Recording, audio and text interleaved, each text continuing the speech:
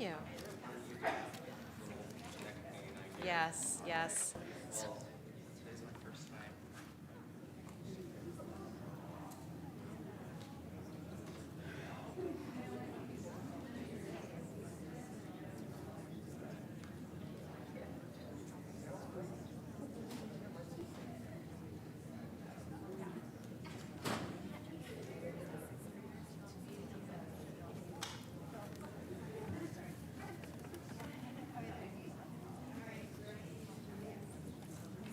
Good afternoon, everyone. I'm sorry that we're starting this meeting a little late. A number of us were at the 50th anniversary of our Commission on the Status of Women today, and also talking about and celebrating the passage of our CDOT ordinance. So thank you, and I apologize. So with that, I'm going to open our meeting, begin our meeting for Children's Family Seniors.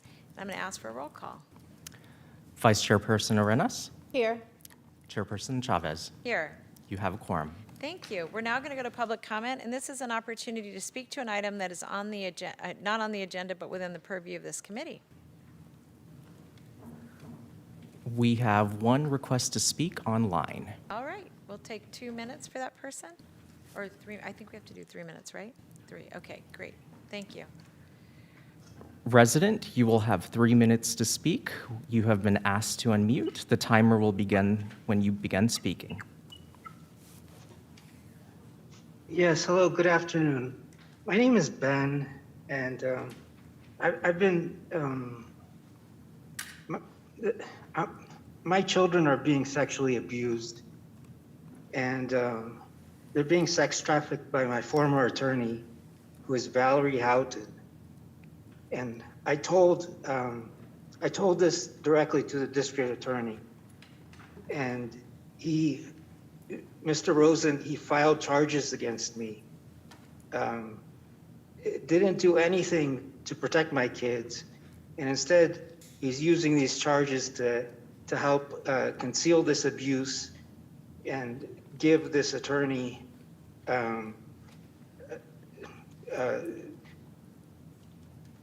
a way to get out of this. And in the meantime, my kids are being harmed, and I can't get anybody to listen to me. Nobody cares enough to do anything to stop this. And it's just, I want to request that somebody from this committee or the Board of Supervisors or anybody that's attending this meeting to please speak with Mr. Rosen. Tell him to stop this. Tell him to fulfill his legal mandate. He has a legal mandate to protect my kids, and he's just not doing anything about it. If anybody wants to see the information on this, if you Google a D.A. Rosen petition, it'll be the first website that pops up. Has all the information on it about what's been going on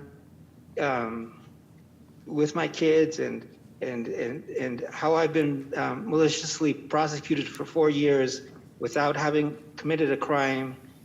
And it's just, this is wrong. We live in a civilized community where we protect our children, and this just isn't happening. So I beg you to think, what if this was if these were your children, if these were your grandchildren, how would you want the district attorney to address this? All the Board of Supervisors, they all have my contact information. If anybody who wants to contact me to help me either protect my kids or speak with Mr. Rosen, I can provide additional information. So please, I beg you, anybody who's at this meeting or anybody on this committee to help me and protect my children. Thank you. That concludes public comment.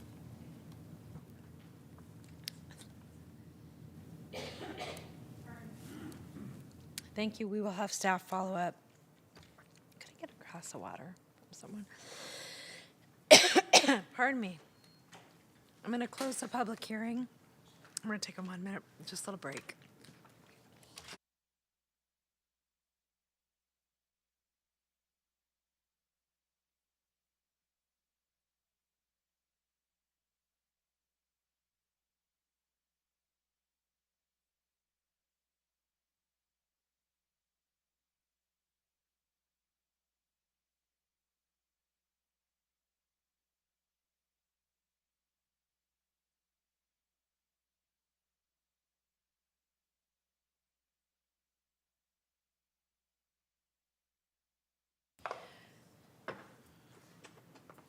Thank you. We're going to move to our consent calendar and changes to the agenda. And I'm going to start with my colleague to see if there's anything you'd like to put on consent.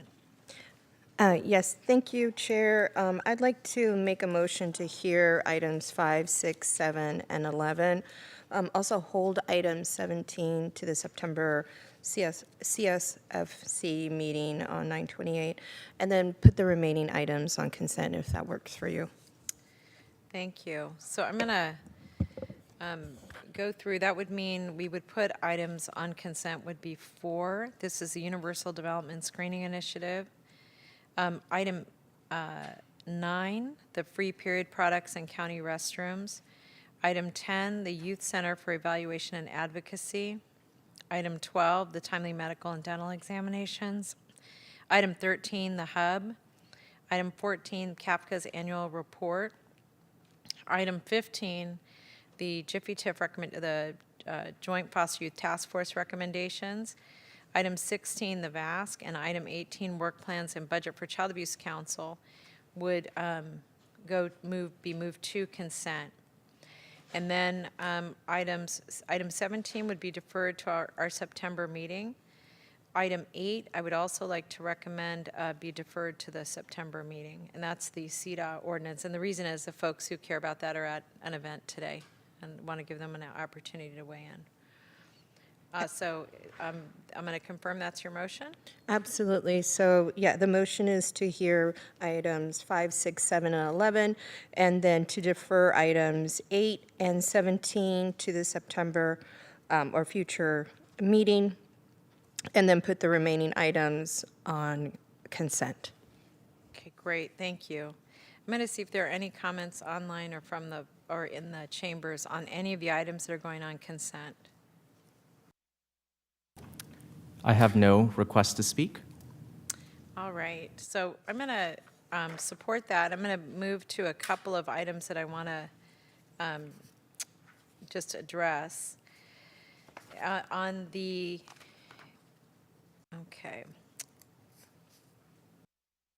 On item 8, just to highlight this for staff, while we're hiring the consultant, and I think that's a good direction, I want to make sure that we have from staff overall goals and a strategy broadly for implementation. I know we need to work with the community on that, but that's for item 8, just as it comes back to us. Those will be questions I'm highlighting for the next meeting. I want to just say thank you to the staff on item 9.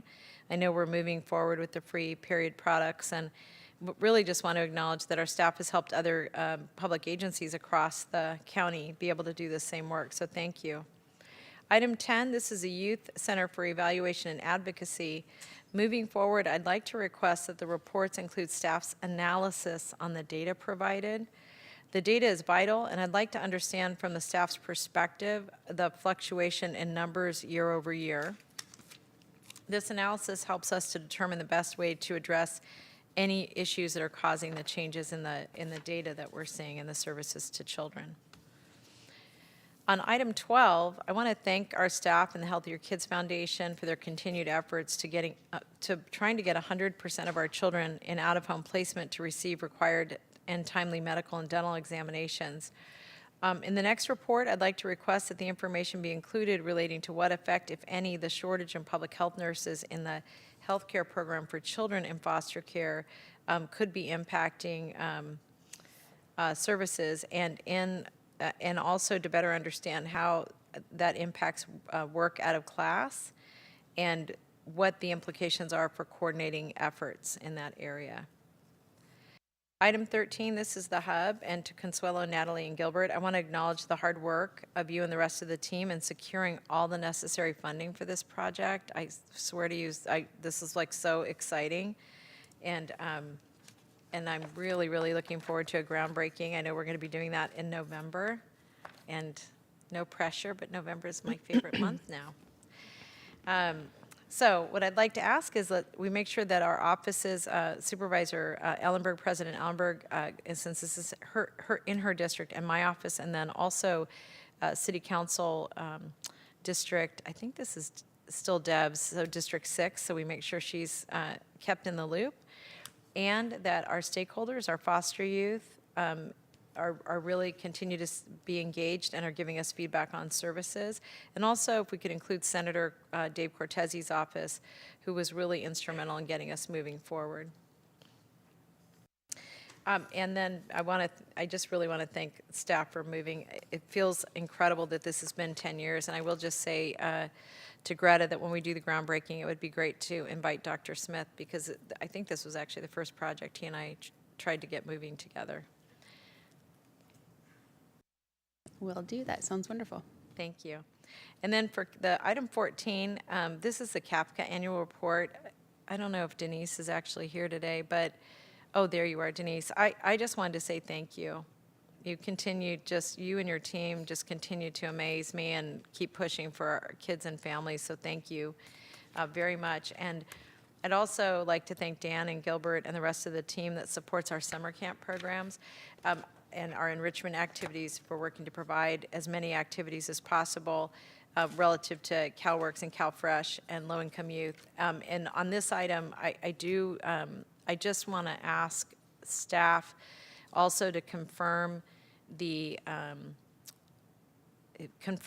for next summer how and even for winter breaks, whether or not we're going to put limits on the number of activities a child has or the amount of money that a particular child has access to. And so I want to be able to talk about that before we get into the budget process. So Dan, that would be part of this motion.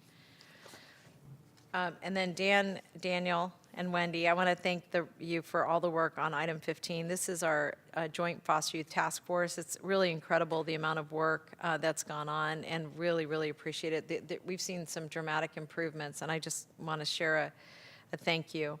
I would like to request that the next quarterly report include the lists of steps taken to increase the staff survey completion.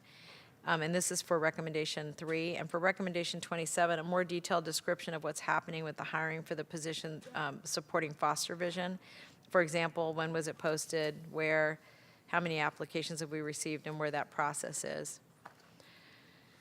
Item 16, this is another thank you to the staff. This is for the Vietnamese American Service Center. We're really excited about the completion of the egress stairway because it will allow activation of the 3rd floor, which people are just so excited about. The original plans for the 3rd floor included a child supervision space, a homework center, and space available to the community. So for the September report, what I'd like to have staff provide is the overview of the programming that is planned specifically for that floor, including the community reservation process and the staffing plan. And this is a very exciting milestone, and we've been getting just a lot of excitement over that opportunity coming on board. All right. And TJ, don't worry, I'm going to give that all to you in writing. Happy first day. There you go. All right. Did you want to have any comments? Yes, yes, I did. I just have 2 comments, and this is for item 14. The CAFA folks keep up a wonderful closet named Cindy's Closet, and they'd love to expand. I know that the facility, which I toured just recently, is just fabulous, and it's huge. And so I'm hoping that there is some on-site storage opportunities so that we can keep some of those items that are being collected, like diapers and baby clothes and things of that sort. I think it's just making that hallway really cluttered. And I see you. You can definitely look into that. Awesome, awesome. And then this is for item 18. I really love to hear this report on an ongoing basis, and I think the last time we talked about this, Chair, We were going to figure out what that looked like, if it was on a quarterly, if it was biannually. And so I hope that we can bring back a schedule as part of the next update. Yeah, let's include both of those in the motion. That's an excellent point. I think I forgot to follow up on it, so thank you for the Yeah. reminder. No problem. All right. Do we have any public speakers on this item? Oh, did I already ask that? I did, right? We Yes. closed the public hearing? Okay. Staff, I want to just say thank you. You know, that we're not pulling them off just means you've given us the information we need, and we really, really appreciate it. So with that, we'll take a vote. Vice Chairperson Arenas, Yes. Chairperson Chavez. Yes. This motion carries. Thank you very much. So we're going to go then to item, let me see if I got my numbers mixed up. I think we're going to item 4. Am I right? That's item 4? 5. Oh, 5, thank you. Diana, do you want a little drum roll for the seniors agenda?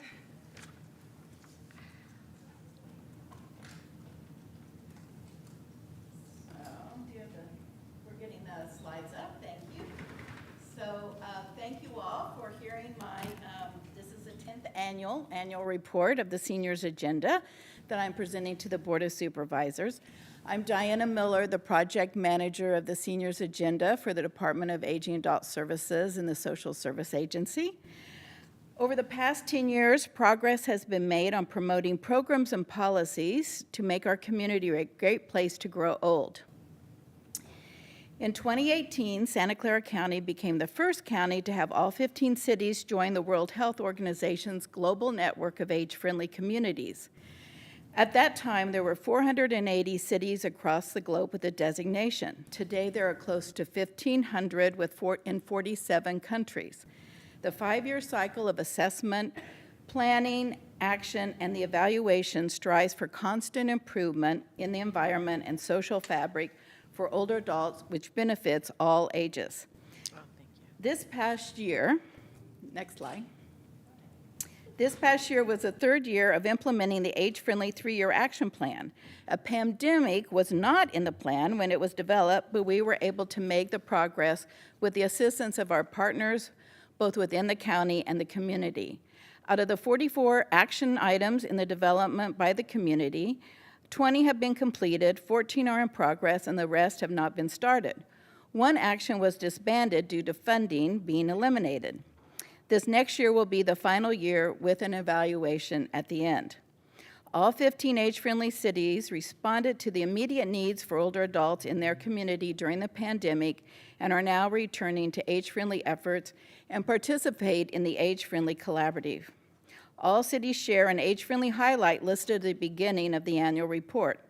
A special shout out to the city of Saratoga, who was the first city to complete the age-friendly initiative cycle of assessment, action plan, program implementation, and reassessment with their community assessment survey for older adults administered by SCC.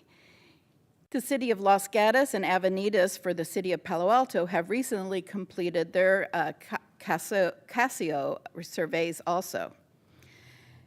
The cross-agency collaboration saw other county departments use the age-friendly lens to assess needs of older adults to implement specific strategies. The Public Health Department continues their Healthy Brain Initiative and provided the community with education and awareness of evidence-based actions we all can do for brain health and dementia prevention. Our county has the most dementia friends in California, and we're only 18 shy of 2,000. So anybody who wants to get on Dementia Friends USA, we'd appreciate it. And we find it is an effective way to bring awareness of dementia, which affects over 42,000 residents in our county. The Seniors Agenda cross-agency collaboration has included assisting in developing the first LGBT 50+ work plan from the survey that had over 3,000 responses, making it one of the most valid surveys in the country. The Public Health Department launched a program focusing on those 50+ living with HIV. They also presented on sexually transmitted infections at our Heart Has No Wrinkles workshop. The Behavioral Health and Substance Abuse Survey held its first focus groups for older adults and providers of services for older adults. And a new subcommittee on suicide prevention for older adults was instituted this year, and so we're excited to be a part of that. The planning department included the seniors agenda as one of the stakeholders giving input to the housing element. Working cross-agency increases our ability to provide services efficiently and effectively for older adults. The next steps for 2023-24 is, thanks to the funding from the Board of Supervisors, the Family Caregiver of Older Adults study was completed a month ago, and this study will be coming to the Board of Supervisors next Tuesday and will bring recommendations on how to support family caregivers and the workforce. The study will complement the 2022 National Family Caregiver Study created by the American Community Living Department of the federal government. Also in communication, the state has allocated $48 million to digitally connect older adults with the Access to Technology Fund, which we call ATT. Our county received $2.1 million to connect 2,000 low-income older adults with training in multiple languages and devices if needed. 5 community-based organizations have been selected, and the ATT program launched this month and will continue through September 2024. The Seniors Agenda continues to address the needs of older adults and coordinate the efforts throughout the county. The safety net the county provides continues to be critical. A new, more accurate standard of measurement gauges income security among California's older adults and takes into account the local cost of living. Poverty levels using the Elder Index calculates 32% of older adults 65 plus in Santa Clara County don't have enough income to meet their basic needs. Programs and policies will need to be created, transformed, or expanded to meet this need in the years ahead. I want to thank the Board of Supervisors for your ongoing support of the Seniors Agenda. Thank you. Let me see if there's anybody from the public who would like to speak on this item. I currently have no requests to speak. Thank you. I'm going to close the public hearing, and I'm going to just say your 10th report.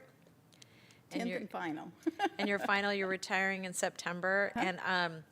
And I want to say that you have been like a one-person show for a long time. Like, you're doing so much work, and you've been everywhere in the community, and you've really put seniors on the map for the county.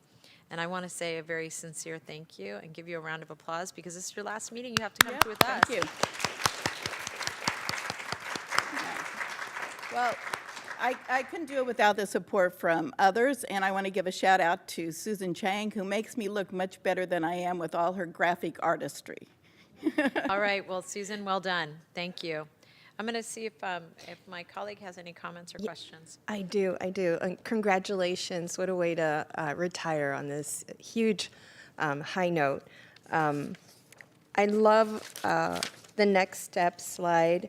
And part of that prompted me to think about something that we were doing at the city level, which is really expanding community Wi-Fi networks and having a lot of the, the hotspots Right. at the libraries. And so I'm wondering, are you formally partnering with some of the cities in their efforts that have come out of the pandemic? Well, we do have an digital inclusion for older adults work group that's been meeting for over, I guess, 2 years now. And so the libraries are included in that, as well as about 40 agencies and different community-based organizations. And they meet monthly, and that's one of the things is to help promote the AT&T grant, but that really came about, a lot of it was already promoted through the work that work group had done, so, yeah. Wonderful. I just want to make sure that our senior community understands that they could check out hotspots. I mean, I don't even know how to check one out, but I have one on my phone already, so I don't need to check one out. But as we get older, we get disconnected from some of the things that are happening. So that's great to know. And the last piece is, in South County, there's some really smaller cities like San Martin. I think Morgan Hill is the only city that actually has a age-friendly work plan or has collaborated. So I'm wondering, how can we maybe think about how to introduce some of these work plans and the work to Gilroy and to San Martin, and maybe have some mobile services.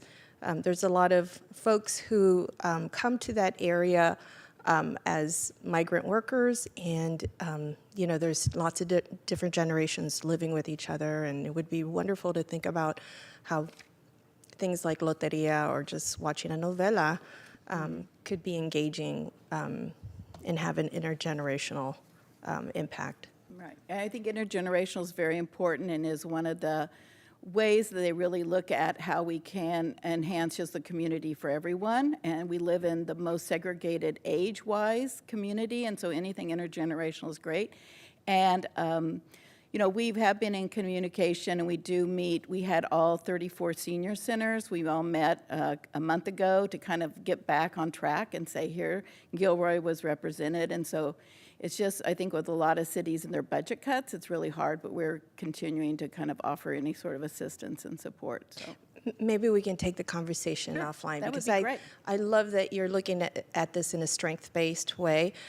There's lots of groups that live intergenerationally, and I think what we need to take a look at is who are those groups, and maybe within that study, I think there's probably already some indication of that, and build on their strengths, right? So anyways, congratulations on all the work that you've done and on your retirement. Thank you very much. Motion to approve. I'll second that. And I'm just going to, I'm going to make a couple of requests as part of the motion. And Diana, congratulations. You will be following up on none of these, I hope. I have 14 days left or something like that. So And you're a miracle worker, so. But one is that I am very interested in getting the perspective of our GARE program on how we include age as a significant issue and in terms of ageism. And I know we're really trying to understand how we're dealing with disability and age and all of those things. But what I'd like through the county executive to request that we have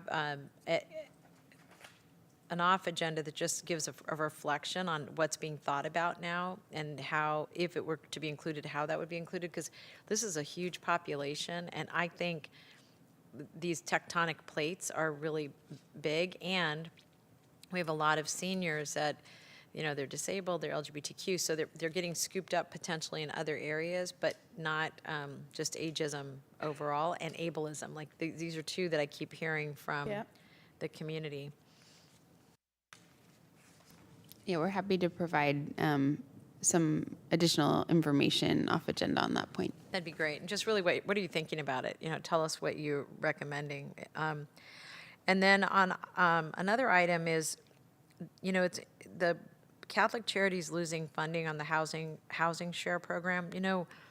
What I would be interested in getting from our Office of Supportive Housing is how high a priority should this be in our prevention area? Because we've been really focused on keeping people from becoming homeless, and we're using rapid rehousing. But one problem we have is still that we have a lot of people living in relatively large homes that still have rooms and stuff in them, and I don't think we've fully explored that. And what I'm also understanding is that now that we're working more closely with the Housing Authority, that we're able to look at vouchers in a slightly different way. And so I would just like to get, again, off agenda, the perspective of the staff on whether or not that's just low-hanging fruit from a cost effectiveness perspective or not, what their perspective is on that. And then third, on the digital inclusion, I really appreciate my colleague raising this, because I do think this is an area you've been really pioneering in.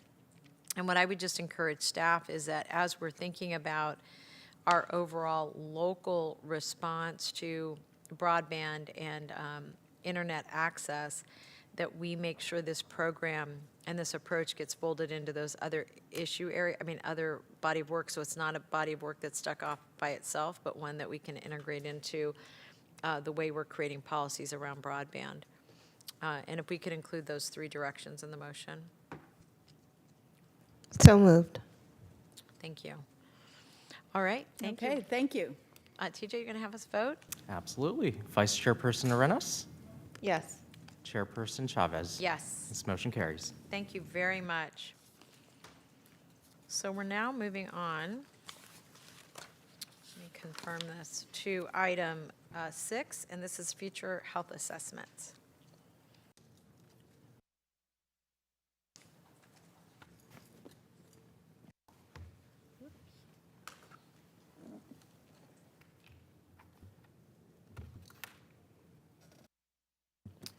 Is my mic on? It is. Wonderful.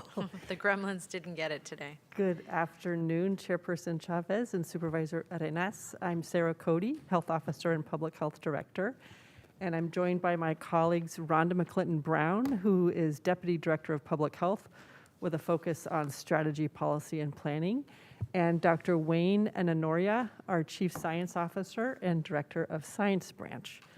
So I'll just thank you so much for inviting us to give you an update on the Latino Health Assessment, as well as our vision and approach for future health assessments. I'll just make a few comments, and then we'd just like to entertain your questions. So the report that you have includes the multi-phase work plan for the Latino Health Assessment and our vision and approach for future health assessments. For future health assessments, we plan to conduct them in close partnership with community, really putting community at the center, and doing them with a schedule that aligns to the community needs and readiness, their existing efforts, and taking advantage of any opportunity to maximize partnerships. We think this will result in a deliverable about every 5 years, and that could be a data update and revised action plan for an existing population, for example, an update to our African ancestry health assessment, or it could be a community-wide health assessment, or a implementation strategy based on community-identified priorities. So we'll use the 6 guiding principles outlined in the report to extend our work beyond the traditional health assessment. And really what we want to ensure is that we are addressing health inequities. Finally, I want to emphasize that we'll be emphasizing our data to action framework. So we want to translate what we learn from an assessment into implementation work plans, because what we ultimately want to see is change and improvement in health. So we're delighted to entertain any questions that you might have. Thank you very much. I'm going to see if there are any comments from the public. I currently have no requests to speak. Thank you. I'm going to close the public hearing component, and I'm going to turn to Supervisor Arenas. Thank you so much. And thank you for a very detailed report. I just want to make comment, and I know that we have a very limited time, so I'll make my comments short, keep my comments short. I really love, and I talked about this in our last item, that there is a strength-based aspect in the way that you are going to carry out the work, and in this data to action framework, and really taking a look at some of the resiliency of our community, and using that as some protective factors, right? And I think that is absolutely astute, and what we really need to do in terms of honoring our communities and recognizing what they bring versus not only what they're missing, right? And so I really appreciate that perspective. I know that we're going to continue to talk about just the process I know my office is very involved in this already, so I have a lot of my questions already answered. I just wanted to take a moment to thank you for the work that you're doing. I think our Latino community, I was just talking to the new, and I apologize, I can't remember her name, but the new president of the Physicians Medical Group. And she was telling me how there was a child that she was recommending for bariatric surgery. A child. And it's not the first one, you know? And so, and of course, this is something that I'm really concerned about, not just within physical health, but, you know, our mental health of the Latino community. There's a lot of systemic infrastructure that continues to perpetuate just a lot of those issues that create challenges for our children to grow up brown and black in this community. And so I really look forward to seeing this as an opportunity to elevate those issues for our community and for our board to actually address them with some budgetary items. So thank you for getting us started on this. Thank you. And motion to approve. Thank you. So first of all, again, thank you for the report. And I actually just had a couple of questions just on approach. I think, one, I'm super excited about we should just be doing ongoing health assessments. And I want to give the staff the opportunity and the flexibility to come back and look at how these need to be done and whether or not there are emphases, you know, different areas you're going to focus on, that you all see as emerging trends, but still allow us to keep a baseline. And I wonder, could you just talk a little bit about the baseline versus, you know, and if we're doing this every 5 years, then how to integrate in those more focused areas as they become necessary?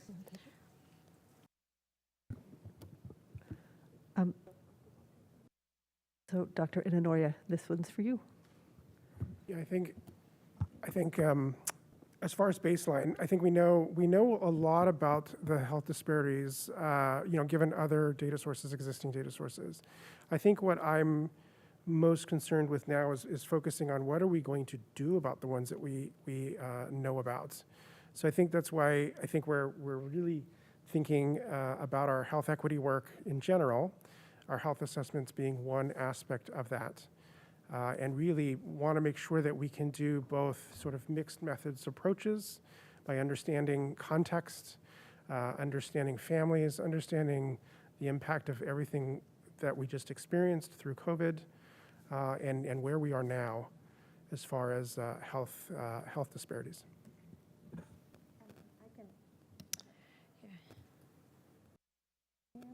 No, Rhonda, that doesn't seem to be working. Oh, I there think you it is go. working now. Yeah, that's perfect. I just want to add a little bit to that. We were talking about it this morning. And one of the reasons why it's every 5 years is you know, we have to get the data, which is very, very expensive. And so when we utilize the existing data in order to provide that contextual analysis that Dr. Inanoria was speaking of, we need to do that overarching analysis that I think you're talking about, Supervisor Chavez, and to really look at what is the overall landscape that we're looking at and how to put that into context in relationship to inequities and disparities that are existing. Right, and just to maybe dive in for a moment on this, there are kind of two big buckets that, I mean, there are many, but two that I've kind of got my eye on. And one is, as an example, we better quantifying the approaches we're taking, for example, relative to diabetes. And I think the example, Sylvia, you gave both chilling and very compelling, very, very compelling, is the, you know, for example, are we going to be focused on obesity relative to diabetes, hypertension, like the underlying strategies that are going to lead to changes in outcomes. And so when I look at the language around this, what I really more deeply want to understand is how the process we use to create ongoing baselines, so we know where we are in our process, the ability to follow emerging trends that could either be an emerging trend relative to, I'll just use as an example, access to fentanyl, the increase we've seen in youth accessing firearms, the zero, the number of young people we're seeing that are getting in fatal crashes that have, have been impacted by drugs or alcohol. Like we're going to see some of those peaks as we're going through these processes. And so what I'm really trying to digest is, based on that baseline, based on these emerging trends, then being able to turn those into actions that then we say, okay, here are the strategies we're going to use, and here are the outcomes we're going to anticipate, and how those get really embedded into the organization. Because one opportunity that I've seen is, especially as it relates to diabetes, I'm kind of focused on that because I think we've been working on it a little bit longer between the medical side of our organization and the public health side of the organization. But I'm really trying to understand the integration of the work in a way that, again, is embedded in different parts of the organization. And just to make it slightly more complicated, one of the cuts that I'm interested in taking a look at is actually the geography of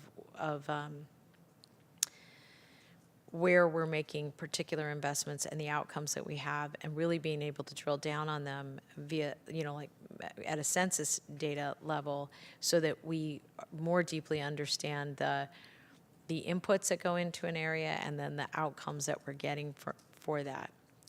So that's what I'm, and I'm sure you all have thought about it. I know this was kind of a basic, like, slice one, but I'm based on what I just said, I'm curious if you have any thoughts about how that will occur.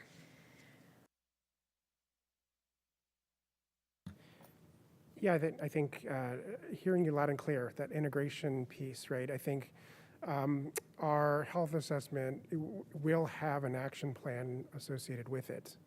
I think the implementation of that action plan may involve public health as well as other entities, right? I think we think a lot about public health and public health's role.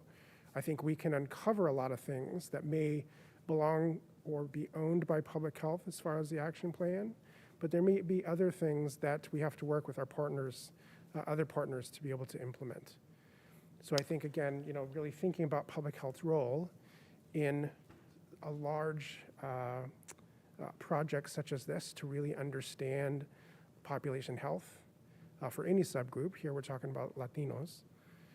I think we'll take a very coordinated effort in terms of our overall action plan. So one observation that I would make, and I'm going to raise this because I think behind you I can see Rocio, and I'm looking at the division of equity and the purpose of those institutions to imbue into the organization changes in norms and policy and all of that.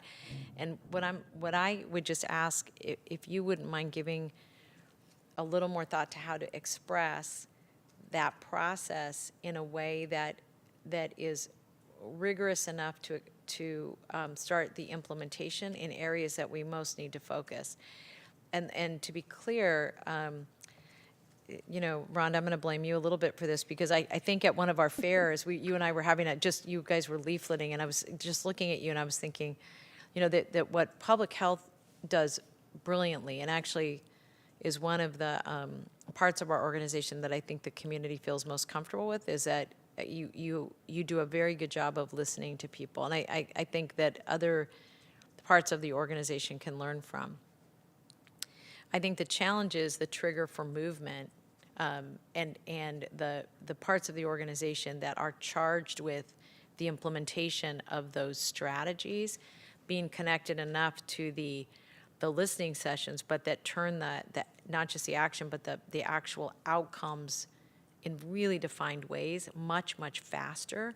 And part of the reason I'll just share both with all of you, but Sylvia and Greta in particular, is that, when I'm looking at the trends we're seeing, and again, I'm thinking about fentanyl right now, but I'm even thinking about it relative to climate change and heat as an example, and how we're going to deal with that in our community, and especially with seniors. Like, all of those issues they're going to be happening much faster. Like, I don't think we're going to have the lead time we had in the past to study something and then to create the action plan and then to implement it. I think these are going to be I know you all know that, but what I'm more saying is that I think the information that you gather from the community has to be able to get into the organization in a much more quick, disciplined, thoughtful, clear, very transparent way, so that we can prioritize those things we're going to be working on in the future.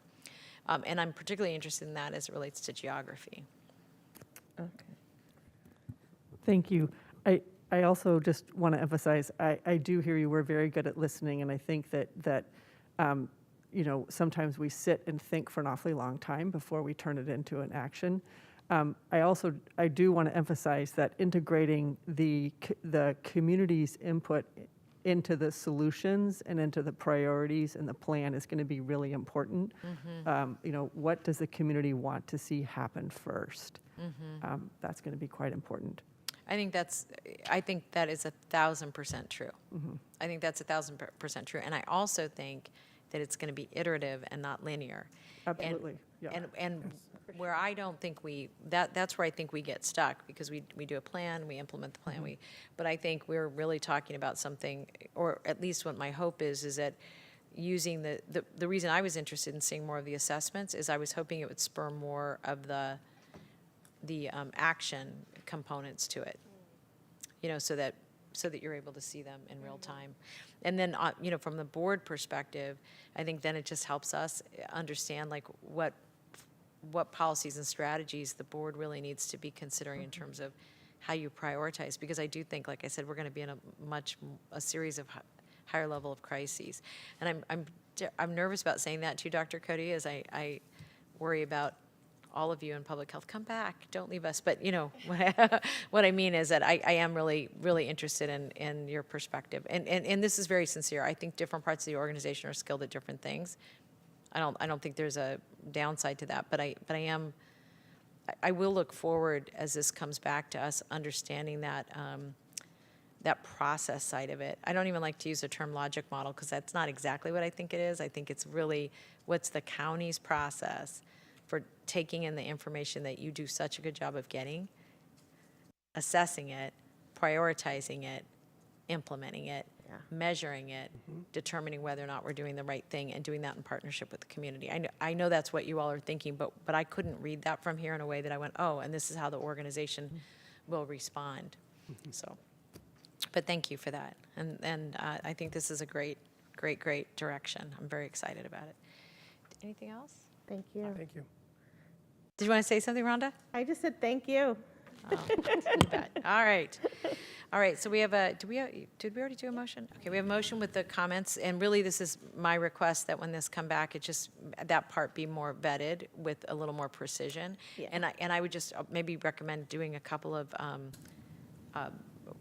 real model, like saying diabetes or something that gives, so we can understand it, because I think you all understand the science part of it really well, and we understand the implementation side. So, all right, so we have a motion and a second with comments included, and we'll do a roll call. Vice Chairperson Arenas. Yes. Chairperson Chavez. Yes. This motion carries. Thank you very much. you. All right, so we are now on item 7, and on this item, I want to apologize to Dr. Day and to your staff.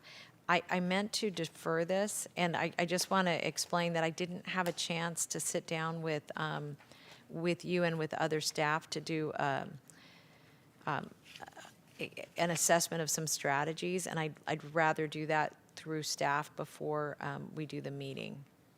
I mean, before here, because I feel like there's some basic information I want to understand better, so I don't waste everybody's time today. And I probably would have not minded doing that, except I have a doctor's appointment to go get my neck fixed. And so you're off the hook today. Is it okay if we defer it? I do have some questions that I'd like for them to come back so that I can understand this better. So I won't go full-fledged, but I will just ask some questions.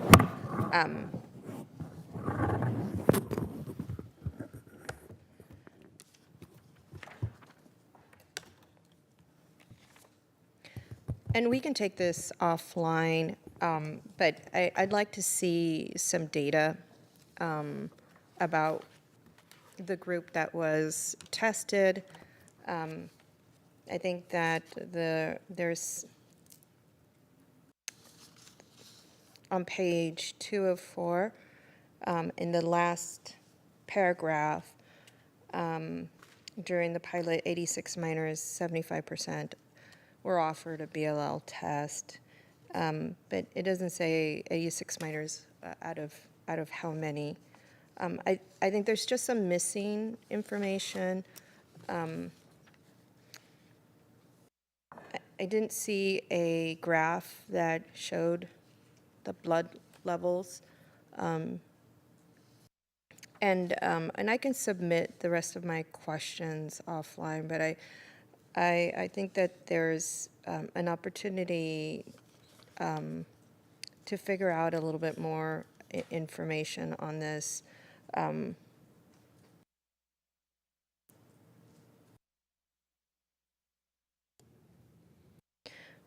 And then the report doesn't include micrograms per deciliter of lead in the blood for those that were tested.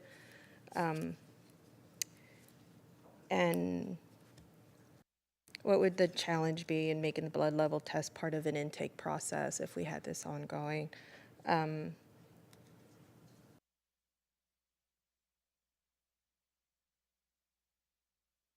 I'll ask the rest of the remaining questions offline, but I'll send them off and incorporate Greta and Michaela in that conversation. Okay, certainly, thank you.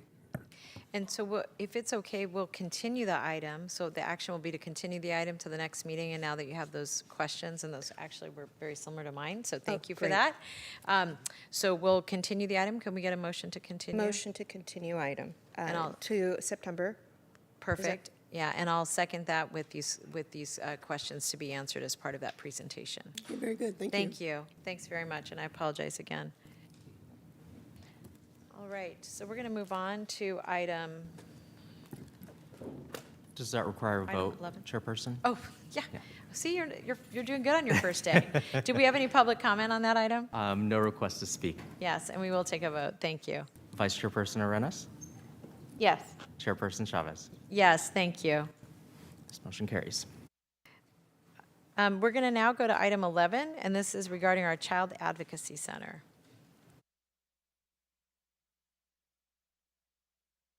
Oops, one more time. Good afternoon. I am going to share screen, not because I'm going to go through a lengthy presentation, but because the questions you might ask might refer to data that is in the report, and then I'll have slides for that. So first of all, let me introduce who's up here with me. So I'm James Gibbon Shapiro. I'm an assistant district attorney at the DA's office. To my left is Dr. Marlena Sturm, who is the medical director at the Children's Advocacy Center.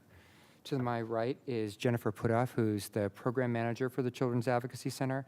And to her right is Tasha Wiggins, who is the director of victim services at the DA's office. So we're here really in response to two questions broadly from this committee from a few months ago. So one of the questions was, after we submitted our impact report in April, we're asked some questions about whether a deeper dive into the data that the cases we're seeing at the Children's Advocacy Center and the outreach that we could be doing might be helpful. So in response to that, what we did was we took a look at 23 randomly picked cases from a 2-month period, and tried to think about, well, what would we get if we did a deeper dive for lots and lots of cases by looking at those 23? And first of all, what we found was some things that were very consistent with what we reported out in our impact report, and then some other questions as we took a deeper dive that we didn't address in our impact report, like what is the percentage of cases that have a criminal charge filed upon, and what's the timeframes for that.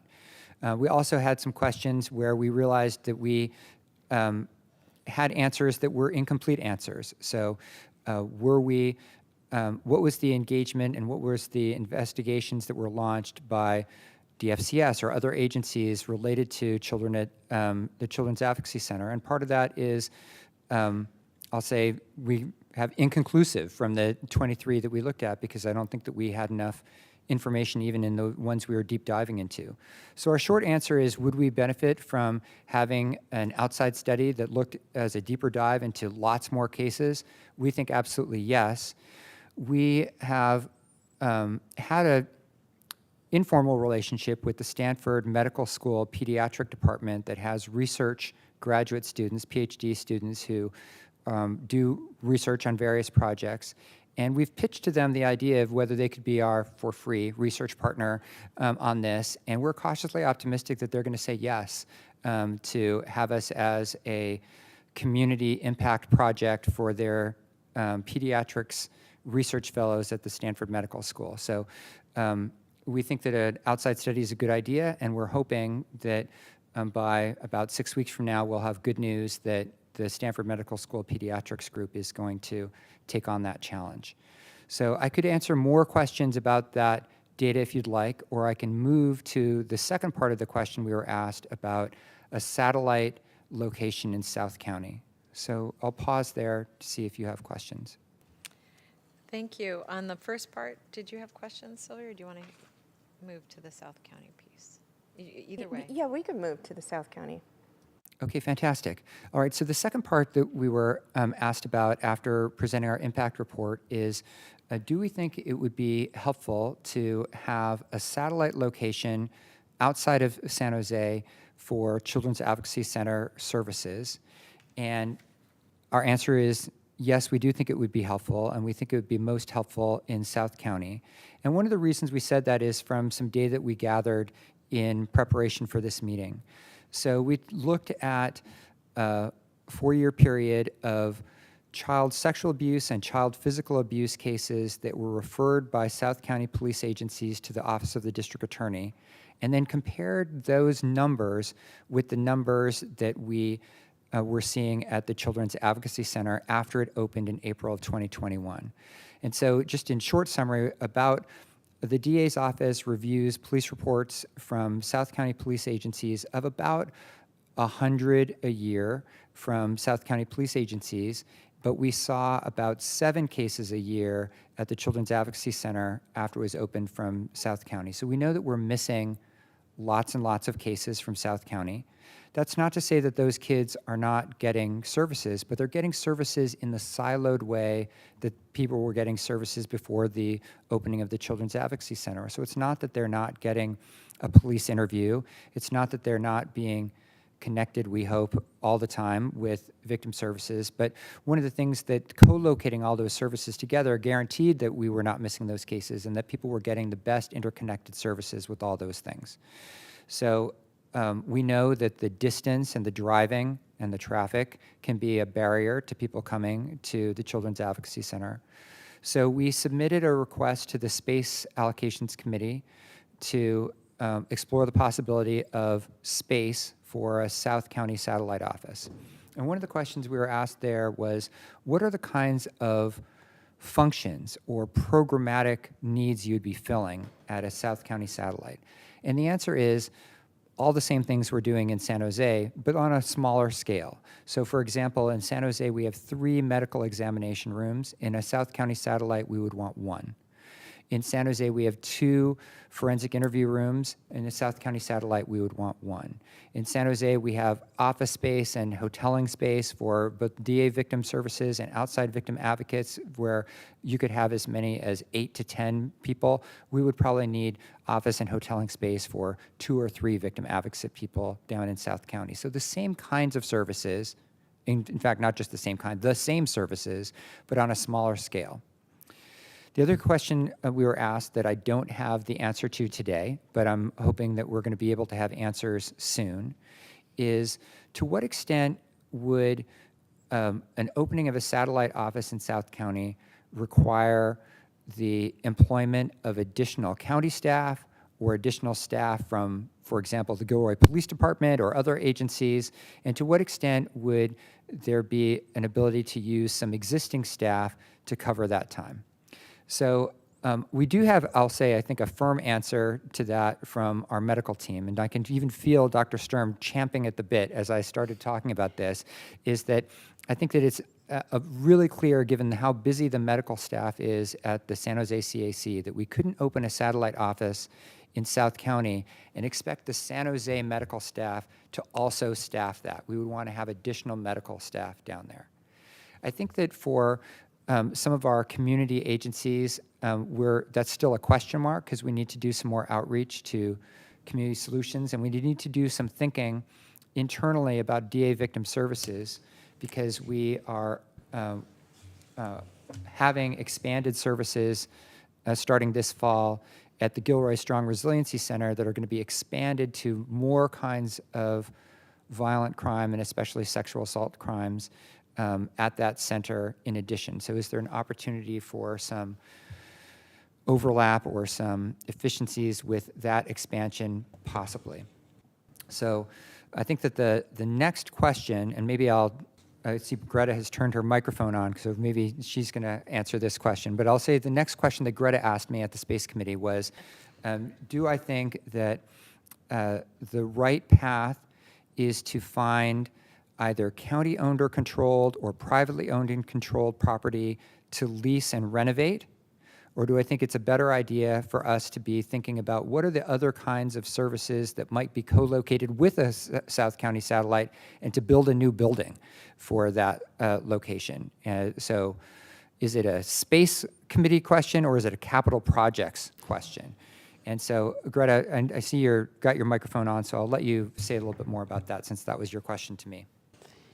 Sure. Thank you, James. And, this was a fun request to have brought forward to Space Committee because I think there's so many exciting potential opportunities to explore. And as was just expressed, the wonderful thing about the Child Advocacy Center in San Jose is how many services are sort of brought together in one location so that a child who's experiencing one of the most harrowing times of their life doesn't have to be moved about from space to space in order to get all of their needs met in that one experience. And so thinking about how we make sure we can really provide a similarly robust level and comprehensiveness of services at another location may require a little bit of creativity in how we replicate that in a way that has a smaller scale. And so some of the things that I'm excited to explore programmatically and then to figure out what space and what co-locations best facilitate that is sort of how would we build out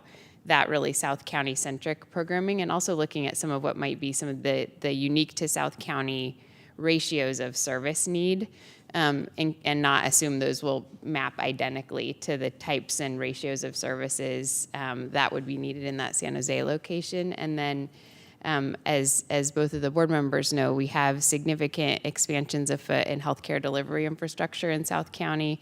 We're also expanding some of our other related service delivery. There's some underutilized public safety and justice space in South County. So we really just need to think comprehensively about what might be some opportunities for co-location that will also make it more feasible, especially for the other agencies that need to partner with the county to really provide a robust version of a South County Child Advocacy Center, and then really tackle the complicated logistics that might be associated with that, whether it's physical plant expansion or significant modification to an existing space. And really trying to think through, for example, where we have current investments in some of the medical infrastructure, might we want to co-locate this project there because it better facilitates a more quick path to getting something like that in place. So excited to further explore that, and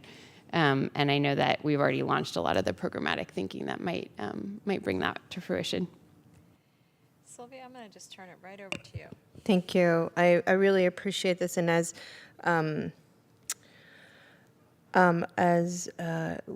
we're recognizing that South County needs more support. It needs more support in so many different arenas, right?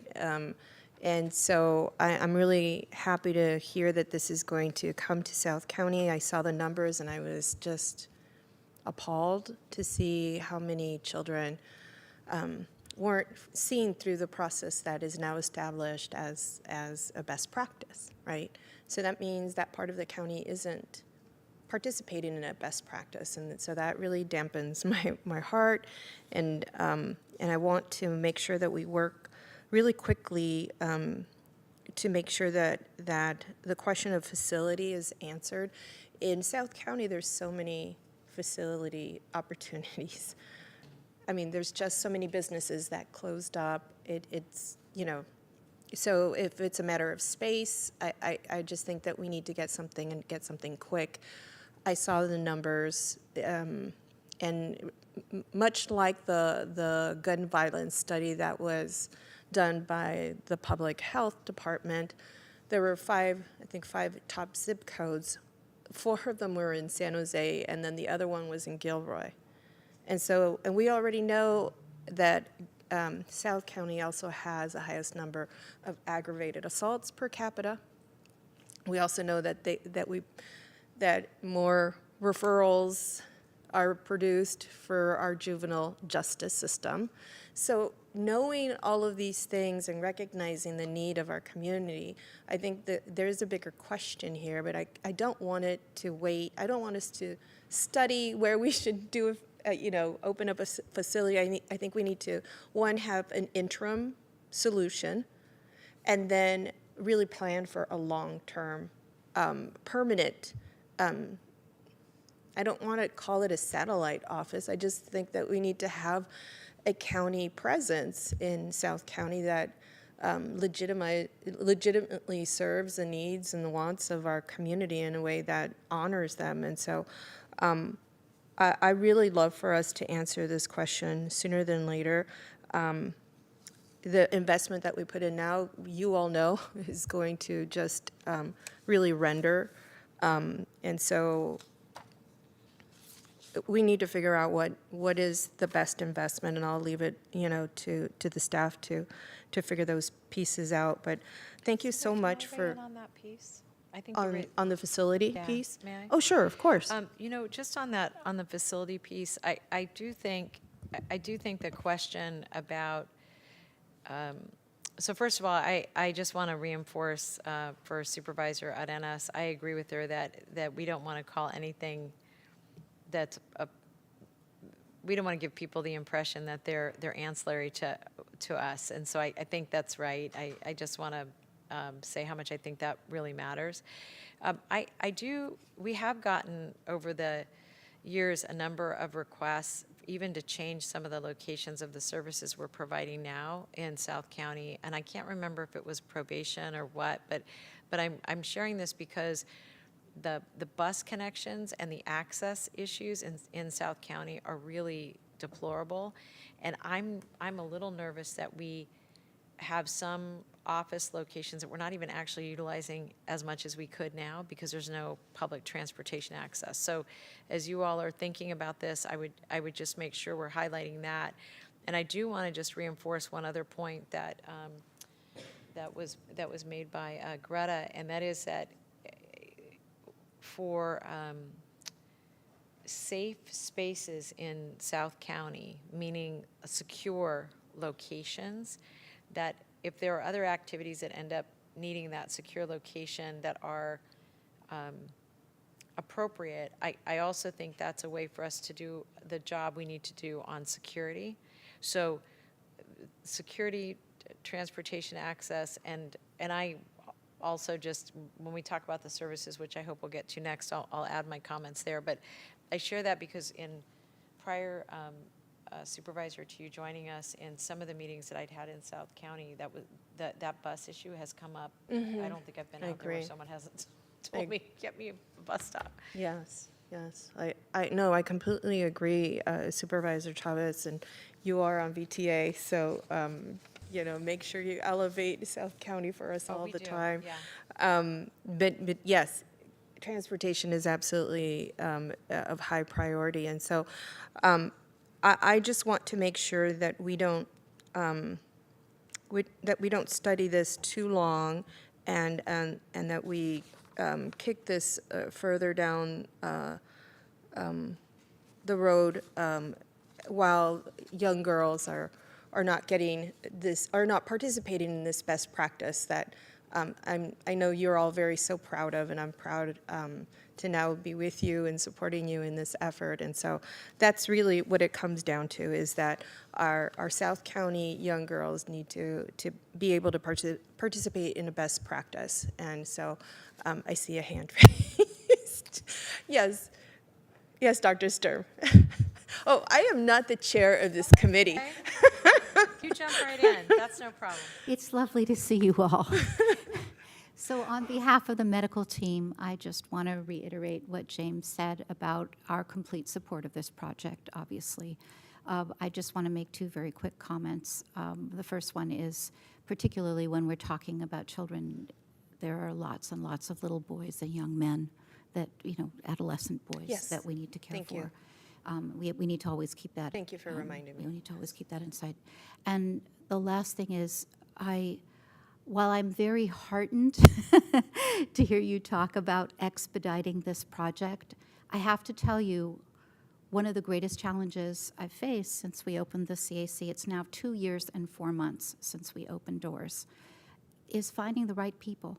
And it takes about 1.5 years from the moment that we get a code approved to the moment that that person is able to function by themselves, which is an extraordinary amount of time when you think about most people who are already trained medical professionals, 18 months. So, and we've had, unfortunately, a failure rate. We've had a number of people that we started and really didn't make it to being where we wanted them to be able to practice on their own. So I just want to ask and caution you all that if you are wanting to move this forward on an expedited schedule, which we wholeheartedly support, we need the codes ASAP so that we can start hiring for them. And and what is the risk there? It's a very, very significant risk. The risk is if we set up the forensic interview part of a South County project, and it is relatively easy to train up law enforcement to do CFIT and do appropriate interviewing. It doesn't take 18 months. If that gets set up before the medical side is ready, then we will have what we had, unfortunately, in San Jose before the establishment of the Children's Advocacy Center. We will have kids getting expert interviews without getting medical care. So please support us in the caboose. The slowest part of the train is the training of the medical staff. So thank you for understanding. Thank you. So I'll continue with my comment. I'll finish my comments and just ask. I'll approve and accept to receive the report, and ask our COO to follow up on some of the concerns that were stated by Supervisor Chavez and myself, as well as some of the practical needs of the staff that you just heard now in terms of codes. This really is concerning to me, that our South County children, boys and girls, are going to not be able to participate. And that to me represents also cases that might not be able to get prosecuted. I mean, it's just a whole slew of generational impact. So Supervisor, just to make sure I understand what the expectation is on what you're wanting us to bring back, what I heard from you is one, a report on sort of between now and when we might be in a position to establish a South County Child Advocacy Center. What are the services and structures that we can put in place on an interim basis to make sure that we're best meeting children in South County's needs? And then secondarily, to move expeditiously to talk through what might be the logistics, both from a staffing perspective, and Dr. Sturm, I appreciate you talking about how important it is not only to hire, but a lot of that time, as I was understanding your comment, is really for you to work closely with staff that we've onboarded to implement the model and be trained in the approach to delivery of care. So thinking about those timelines and how that can shake out in terms of meeting these needs as quickly as we can, both currently and as we're looking at what might be the ideal future state. And I think one comment I would just add, assuming that that's consistent, is, I know that there was incredible time and thoughtfulness put into the development of the CAC, and I've heard from folks as I've toured it and from all of these leaders here about how much learning from other entities went into getting our CAC to be the model that it is. And I'm sure there was more learning from our own CAC. So we also want to make sure that we do take the time to have the South County location of our Child Advocacy Center also benefit from and perhaps even be a better version than our San Jose-based location based on the learning that we've done from this process. And one of the things that I think is already in place is that there is a South County Youth Task Force that already has all of you as participants and our local law enforcement. I mean, the chief of police of Gilroy is the chair of that. And so I think the infrastructure is there. I mean, I just think that we can, and I'm not saying expedite this in a way that isn't going to provide some quality care, but that we have some interim steps. And then really taking a look comprehensively at South County, which is, I think, the larger request that I was asking, Greta, because there are needs in South County that haven't been addressed and have been recognized recently through the gun violence study. And I'm not sure what our county is actually, and this is to your point that you were making earlier about the Latino health assessment, that when we analyze, when we collect, we're really good listeners and we collect the right information, we analyze it, and we're going to implement the right strategies respective to that particular need or trend of that community. How are we doing this across departments? Because if public health is already recognizing that there's a need in South County around gun violence because there's a larger impact, then can we do something collectively with the CAC, with the gun violence, with the higher number of juvenile justice referrals there, with the aggravated assaults? I just think that there's something more that we need to do in response to South County, and that goes beyond the CAC, and I apologize not to make it, it's all about you. It's always about the CAC, and it's always about you and our children, but our South County community has very specific needs, and I wanted them to be integrated. One thing I might recommend is that I do think the Child Advocacy Center, there's some components of it that are just super discrete, but Sure. I think the point you're raising and I think a way to demonstrate that we're listening to people there, maybe to do one of our Children's Family Seniors Committee meetings out there and really focus on and let the Youth Task Force say what they're doing. In fact, even to have, because I do feel like it's a better, I think the points you raise, it's actually, I have to say, it's so exciting to hear you say all this stuff. I think, we're all in. But I think that way it would give an opportunity to prioritize those areas, because it's funny, I've been thinking about the gun violence, what we learned from that. I've been thinking a lot about that as it relates to even fentanyl, and like how are we digging into each of the areas we know are hot spots in a way that's more discreet and more quantifiable. So I think that's a really good point. But for the Child Advocacy Center, what I just want to reflect back, I'm going to wrap this item up with this, that there's a interim that you're interested in and a long-term that you're interested in, but you want the interim and the long-term to be speedy, as fast as we can move them, and I think we all agree that's what we need to do. I will ask that on the ESA side of the aisle, on the hiring, that I think being able to dive into what's needed to do that and what kind of timeline that looks like for the full staffing is actually a really important opportunity. And I think the other request I would have, Supervisor, if you want to make this part of your motion, is that I even think doing the our nonprofit partners out there, making sure that we are engaging them now in terms of these discussions. So I think Greta reflected your motion back appropriately with just a couple of additions. Right. Okay. So we have a motion and a second, and I'm going to ask for a roll call. Vice Chairperson Arenas? Yes. Chairperson Chavez? Yes. This motion carries. Yeah. Think so. Thank you all very much. Thanks for the good work and the research and coming back to us. We're going to now move to items 19, 20, 21, and 22, and these are where our brilliant teammates up here get to tell us what's the latest and greatest happening in their areas, and we're going to start with Dan with SSA. Yeah, good afternoon, Vice Chairperson Arenas and Chairperson Chavez. Just some really quick updates. We provided a more comprehensive report on Medi-Cal redeterminations yesterday to Health and Hospitals, but we are cautiously optimistic. The initial trends show higher than pre-pandemic rates of return for packets, which has been really good to see. So the number of people returning packets so that we can make sure that they're keeping their insurance. Oh, that's great. There is the 90-day allowance, so we need to make sure that fully works its way through before we actually see where we're at, but initial numbers are promising. In July, our Veteran Service Office did a stand-down event.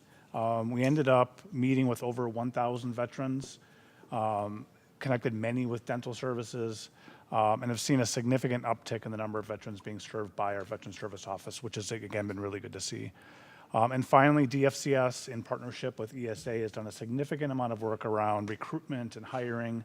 They have 27 social workers in their new academy, which is their largest to date, with the majority of those social workers going to emergency response to really work with our most vulnerable population. So really good to see. So that's it. Thank you. Excellent. Thank you. We're going to go, Ignacio, to you. Thank you very much. Just a quick report out on a annual event that we had today in partnership with other Bay Area child support agencies. Today was our 8th annual employer workshop. So all of the Bay Area child support offices come together, and our staff help plan an event every year for employers and their payroll staff, for them to better understand how to implement wage withholding orders from DCSS, and to really train and provide information around the rules and regulations related to those. We have well over 100 employers that participate within the Bay Area region. Our staff put on the training. It's a virtual event. This was our most successful thus far in the last 8 years in terms of the number of attendees and the number of employers participating. Great event. Want to give a shout out to our staff who presented on that today. Every year we get feedback from employers around the challenges and complexities of understanding how to appropriately implement income withholding orders, in terms of making sure that they're complying with not only payroll regulations, but also child support judgments and regulations. So I just wanted to report out that we had that event today. If you go to bayareachildsupport.net, it's an actual website that we collaborated with all of our Bay Area DCSS offices. You can actually watch the employer workshop if you missed it, and also download information related to that training that occurred today. That was all I had, and if you have any questions, I'm happy to answer them. I would just make a recommendation that the link be sent to the board offices along with a little blurb for newsletters. Absolutely. Yeah, that'd be great. Thank Thank you. you. Marielle? for Good afternoon. probation? Mariel Caballero, Probation Department.